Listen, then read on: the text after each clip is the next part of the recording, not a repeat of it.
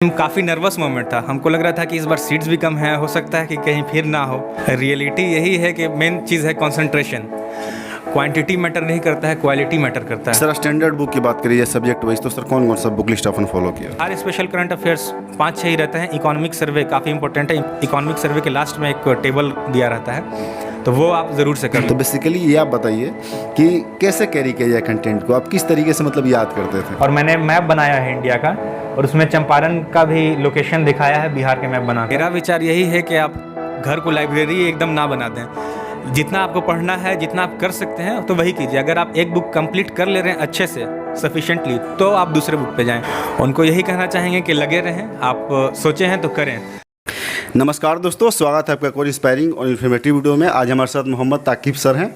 जो 65th का result आया उसमें सर डिस्ट्रिक्ट एम्प्लॉयमेंट ऑफिसर के पोस्ट पर सर का चयन हुआ है। सर का रैंक जो है 154 है। सर से हम बातचीत करेंगे कि सर की रणनीति क्या है, सर की जर्नी क्या रही है, सर ने कौन कौन सा बुक लिस्ट फॉलो किया, सर का नोट्स बनाने की विधि क्या थी, और सर की स्ट्रगल लाइफ क्या रहा है, और सर को मोटिवेशन कहाँ से मिलता था, और टाइम टेबल सर ने क्या फॉलो किया था अपने प्रिपरेशन के दौरान।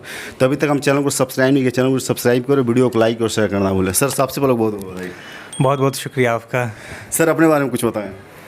मेरा नाम मोहम्मद आकिफ वक्कास है और मैं पटना से हूँ।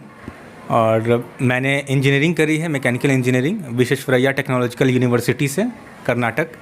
और उसके बाद मैं सिविल सर्विसेज की तैयारी कर रहा था। 64th मेरा फर्स्ट अटैम्प्ट था, तो उसमें मैं इंटरव्यू राउंड तक भी गया, इंटरव्यू भी दिया, लेकिन अनफॉर्चुनेटली फाइनल मेरिट लिस्ट में नहीं आ पाया था।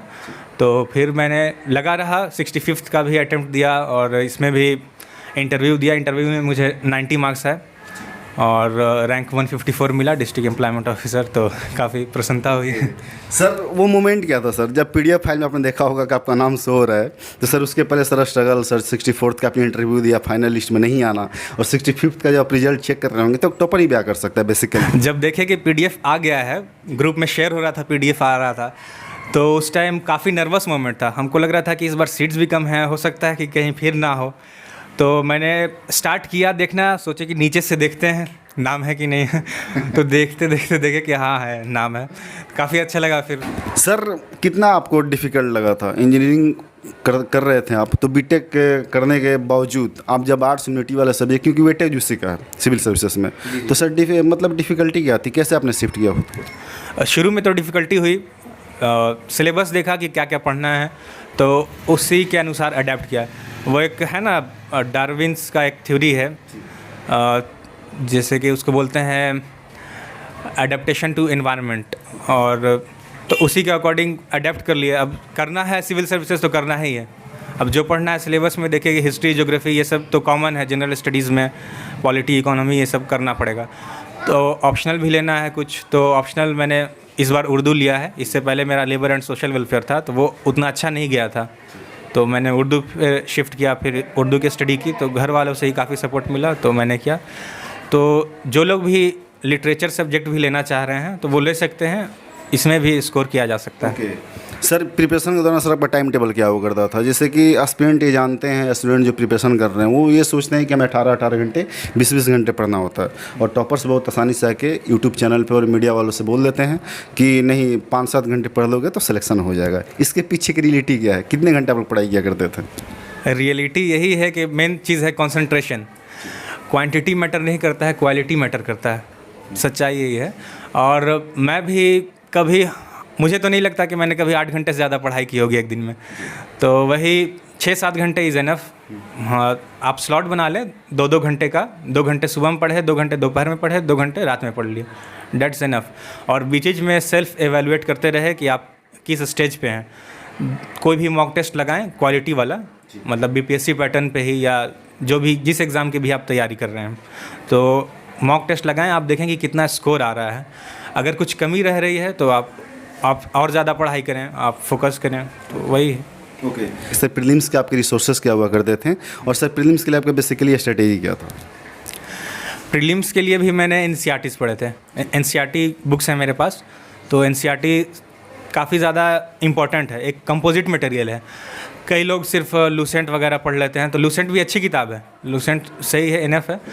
लेकिन उसके अलावा बेसिक आपको एक अंडरस्टैंडिंग होनी चाहिए, तो उसके लिए एनसीईआरटी काफ़ी इंपॉर्टेंट रोल अदा करता है। उसके अलावा मेरे पास क्राउन बुक भी है और दूसरे सब्जेक्ट की बुक है, और बिहार स्पेशल का भी अहम रोल है। तो उसमें इम्तियाज़ अहमद की एक बुक आती है, बिहार एक परिचय, तो वो बिहार स्पेशल के लिए वो इम्पोर्टेंट है।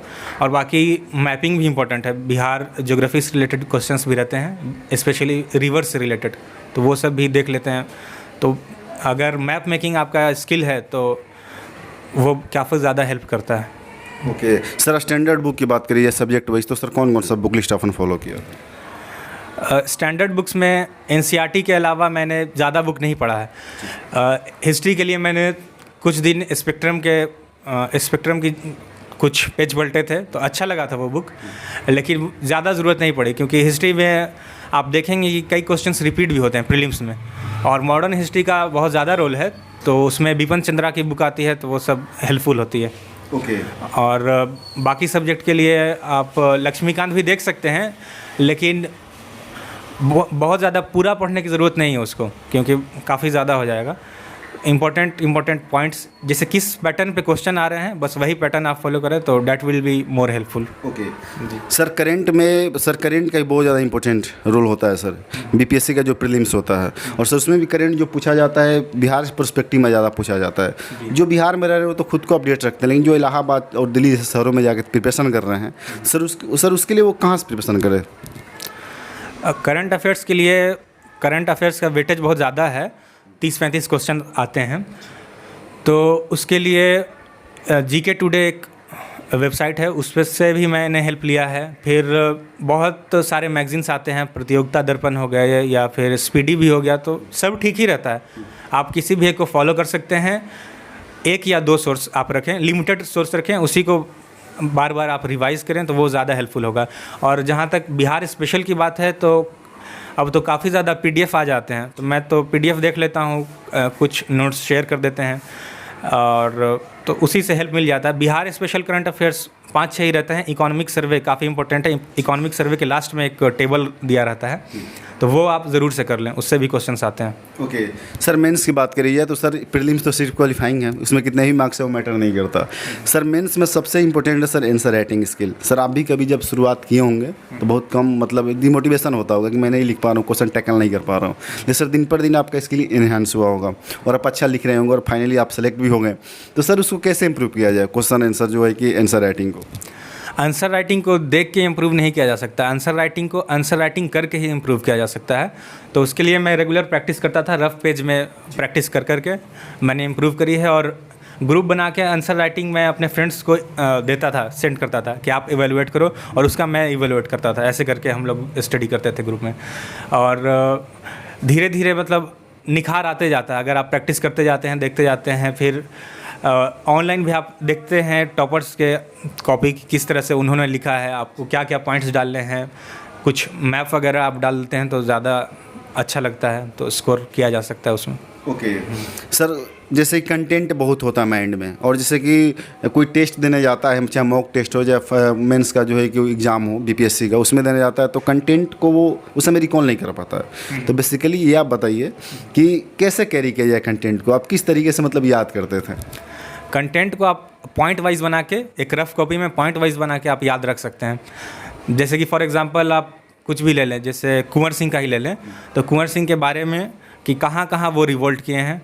जैसे एक टिक बनाए थे हम कि ग्वालियर, बांदा, कालपी, कानपुर, लखनऊ, आजमगढ़, और फिर आजमगढ़ पार करके वो भोजपुर आए थे, गंगा नदी पार करके, हाथ कटा था उनका। तो वो एक टाइमलाइन आप बना लें, इंपॉर्टेंट पॉइंट्स, उसको आप फिर सेंटेंस फॉर्मुलेशन कर लें, तो वैसे करके आप याद किया जा सकता है। पॉइंट आप माइंड में रखें, बाकी सेंटेंस खुद से बनाएं। सर आपने जैसे बताया कि आपने कहीं से कोचिंग नहीं लिया है, सर आपको ये लगता है कि यदि आपने कहीं से कोचिंग लिया होता तो 64th में ही आपका सिलेक्शन हो गया होता, या फिर कोचिंग लेने का, जैसे आपके बहुत सारे दोस्त मित्र होंगे, बहुत सारे दोस्त मित्र कोचिंग लिए होंगे और बहुत सारे नहीं भी लिए होंगे, वो भी सिलेक्ट हुए होंगे, तो सर आपकी नज़र में कोचिंग लेने का ज़्यादा प्रॉफिट है, फिर ना लेके खुद से भी सेल्फ स्टडी करके घर पे रह के किया जा सकता है? देखिए, आप कोचिंग लें या कोचिंग ना लें, सेल्फ स्टडी तो आपको करना ही है। तो मैंने ज्वाइन किया था कोचिंग, लेकिन मैं फिर कंटिन्यू नहीं किया और सेल्फ स्टडी ही किया। तो 64th के टाइम में मैंने ज्वाइन किया था, फिर छोड़ दिया कि सेल्फ स्टडी ही करते हैं।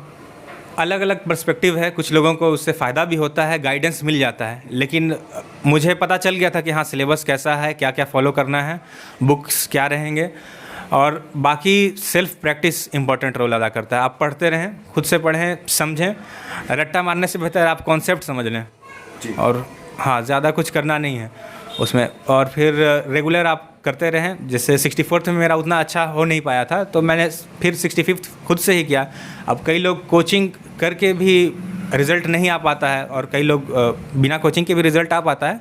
कोचिंग हेल्प तो करता है, गाइडेंस देता है, लेकिन सेल्फ स्टडी आपको खुद से ही करनी है। ओके जी सर, जो है कि बहुत सारे स्टूडेंट ये चाहते हैं कि हम नोट्स ना बनाएं, क्योंकि नोट्स बनाना कहीं ना कहीं टाइम टेकिंग होता है और उसको लिखना होता है, अंडरलाइनिंग करना होता है। जैसे कि आपने भी बहुत सारा नोट्स तो नहीं बनाया है, तो सर इसका बनाने कितना प्रॉफिट होता है, या फिर नोट्स बनाने का स्टाइल क्या होना चाहिए बेसिकली, कैसे बुलेट फॉर्म में लिखे, उसमें पाई चार्ट, वेन डायग्राम, किस तरीके से नोट्स बनाया जाए? और पॉइंट वाइज ही नोट्स ज़्यादा सही रहता है मेरे हिसाब से। ऐसे बुलेट पॉइंट में लिखना है, या फिर वेन डायग्राम बनाना है, या पाई चार्ट बनाना है, तो वो मेंस के लिए आपको, जब ओरिजिनल आप आंसर राइटिंग करते हैं एग्ज़ाम में, तो वो हेल्पफुल करता है। मतलब स्कोर आप ज़्यादा कर सकते हैं उसमें, अट्रैक्टिव लगता है देखने में, अगर आप डायग्राम बना रहे हैं, चार्ट्स बना रहे हैं, तो वो सब में। और अगर आप सेल्फ के लिए कर रहे हैं तो बस बुलेट पॉइंट लिख लें कि ये सब इंपॉर्टेंट पॉइंट है। न्यूज़पेपर में कुछ देखा तो आप नोट्स डाल लें। वैसे कई कोचिंग इंस्टीट्यूट वाले भी नोट्स प्रिपेयर करते हैं, वो बना के ही दे देते हैं, लेकिन अगर आप खुद से करेंगे तो वो ज़्यादा आप कॉन्सेप्ट समझेंगे। तो मुझे लगता है कि खुद से ही करनी चाहिए। पेपर में आप न्यूज़पेपर पढ़ें, कुछ टाइम लगता है, 1-2 घंटे भी लग जाते हैं, लेकिन हेल्प करता है भाई।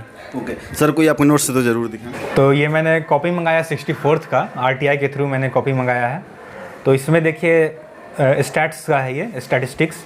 तो इसमें मुझे 72 में 59 मार्क्स मिले हैं। 13 नंबर कटा है, लेकिन स्टैट्स ऑलमोस्ट सही ही है। देखिए किस तरह से स्कोरिंग होता है। यहाँ पे मैंने टेबल बनाया है, फिर उसके बाद क्वेश्चन को एक्सप्लेन किया है। तो 7 7 7 ऐसे करके नंबर दिए हैं, यानी पर क्वेश्चन जो भी ABCD करके रहते हैं उसके हिसाब से मार्क्स मिलता है। स्टैट्स में देख लीजिए अब, एक में 5 दे दिया है, ऑलमोस्ट सही ही होगा ये। फिर दूसरा स्टैट्स मैंने बनाया है, तो इसमें भी स्कोर इस तरह से दिए गए हैं। अब आते हैं हम लोग हिस्ट्री के क्वेश्चन पे। जैसे चंपारण सत्याग्रह का क्वेश्चन है, तो उसको किस तरह से लिखें। तो मैंने थोड़ा पैराग्राफ में भी लिखा है और कुछ पॉइंट्स भी डाले हैं, ये पॉइंट्स हैं कुछ।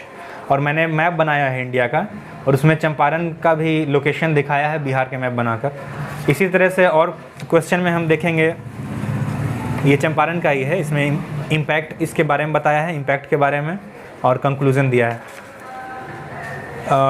ये ट्राइबल मूवमेंट के बारे में, ट्राइबल प्रोटेस्ट, सेकंड क्वेश्चन।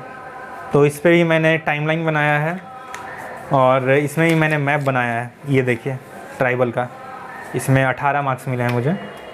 इसी तरह से मौर्य का है, तो मौर्य में भी मैंने लोकेशन डिपिक्ट किया है।